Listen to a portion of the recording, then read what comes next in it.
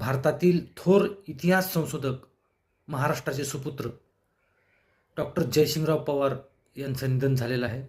महाराष्ट्रासाठी ती खूप मोठी हानी आहे.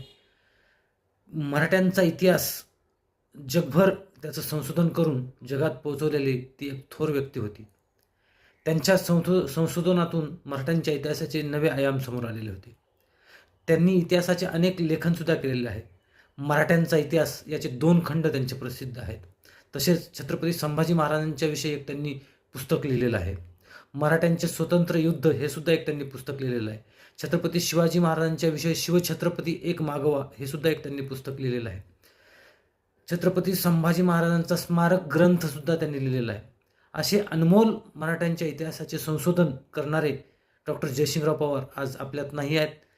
ही महाराष्ट्रात न भरून निघणारी पोकळी आहे. खरंच त्यांना भावपूर्ण श्रद्धांजली.